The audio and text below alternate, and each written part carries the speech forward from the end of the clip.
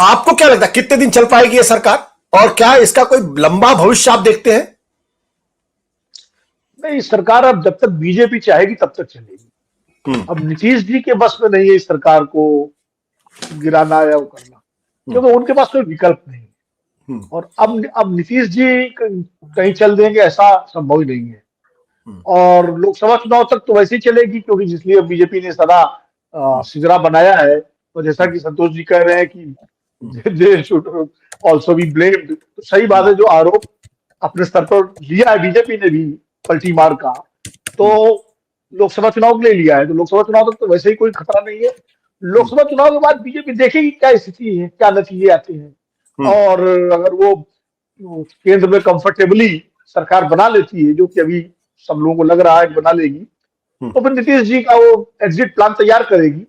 और इतना मैं मुतमईन हूं कि 2025 का विधानसभा चुनाव नीतीश कुमार के नेतृत्व में बीजेपी बिहार में नहीं लड़ेगी, उनको आगे करके नहीं लड़ेगी, उसके पहले वो अपना मुख्यमंत्री बना देगी और नीतीश जी को सेंटर में ले आएगी। जो एग्जिट प्लान है, ऑनरेबल एग्जिट प्लान होता है, वीआरएस टाइप का, कि बढ़िया पैकेज जैसे दे दिया था, तो यहाँ इधर आ जाओ। और नीतीश जी के सामने कोई चारा भी नहीं बचेगा कुछ भी मतलब करने का,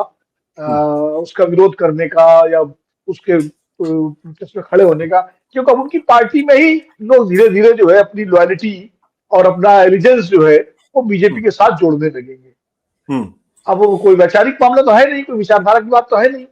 और जाहिर है बीजेपी ताकतवर है, केंद्र में सरकार है उसकी, राज्यपाल उनका है, सत्ता के तंत्र सारे उनके हैं, और मोदी जी जैसा लोकप्रिय नेता भी उनके पास है, तो जाहिर है हम अपने जैसे नीतीश जी अपना भविष्य देख के बीजेपी के साथ सट जाते हैं, तो उनके सांसद और विधायक भी बीजेपी की तरफ क्यों नहीं देखेंगे, और क्यों नहीं देखना चाहिए। तो इसलिए नीतीश जी का पार्टी पर भी बहुत कंट्रोल रहेगा नहीं, मुझे लगता है।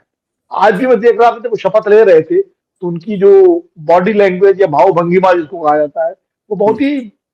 देखने लायक थी। और मैं तो उनको करीब से क्लोजअप देखा आज, कि वो जब वो साइन कर रहे थे वहां बैठ करके उस पे, तो उनके मतलब ऐसा लग रहा था जैसे बहुत ही अनकंफर्टेबल हो, तब चेहरा उनका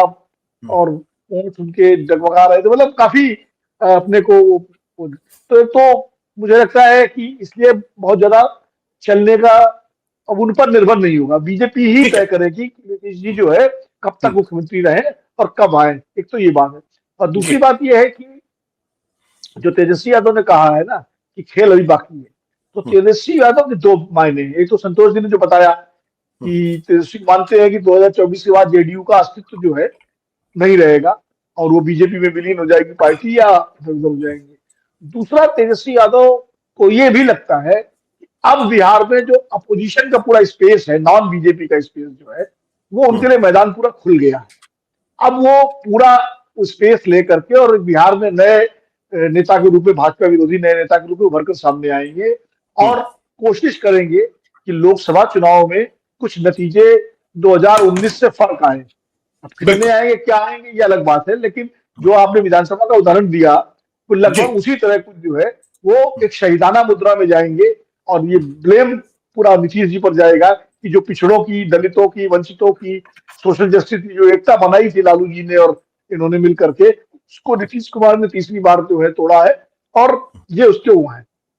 अब कितना सफल होते हैं, क्या होते हैं, ये अलग बात है, लेकिन उनकी पूरी कोशिश ये होगी कि लोकसभा चुनाव में जिस वजह से नीतीश जी को लिया गया है, उनकी उपयोगिता क्या है, यही कि बीजेपी बिहार में 39 या 40 या 38 या 35 सीटें जीतना चाहती है।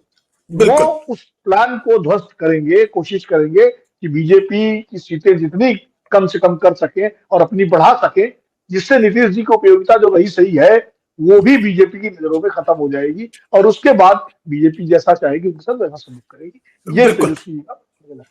सत्य हिंदी का ऐप डाउनलोड करें गूगल प्ले स्टोर पर।